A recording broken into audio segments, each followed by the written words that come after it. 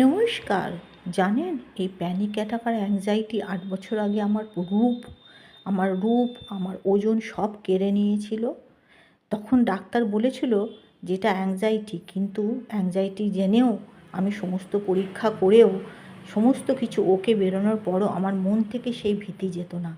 সব সময় আমার মধ্যে একটা অ্যাংজাইটি কাজ করতো। রাত্রিবেলা শোয়ার সময় হাত পা কাঁপতো, শ্বাসকষ্ট হতো, বুক ধড়ফড় করতো। তার সঙ্গে আবার নতুন যোগ হয়েছিল পেট ব্যথা। কিছু খাওয়ার পরই পেট ব্যথা।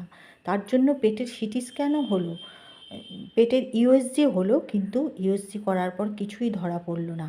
কিন্তু খাওয়ার প্রতি আমার একটা প্যানিক হয়ে গিয়েছিলো। ভাবতাম খেলেই হয়তো আমি আবার পেট ব্যথা করবে। তার ফলে এত খাওয়া দাওয়া কমিয়ে দিয়েছিলাম। আমার ওজন ছিল ৬৮ কেজি, সেখান থেকে আমার ওজন গিয়ে দাঁড়িয়েছিল ৫২ কেজিতে।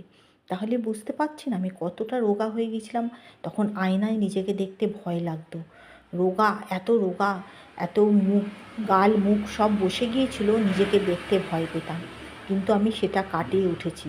এখনও আমার অ্যাংজাইটি বা প্যানিক অ্যাটাক পুরো সারিনি, কিন্তু আমি নিজেকে এই বলে ভরসা দিই যে এটা আমার কোনো ক্ষতি করবে না। আমার কোনো শারীরিক দিক দিয়ে আমি ওকে আছি, কিন্তু মানসিক দিক দিয়ে আমি অসুস্থ। কিন্তু সেই মনকে আমি এখন অনেক চাঙ্গা করেছি। আমি রান্না করি, সংসার সামলাই, সবই করি। আপনাদের কাছে আমি রোজ আসবো আমার গল্প করতে।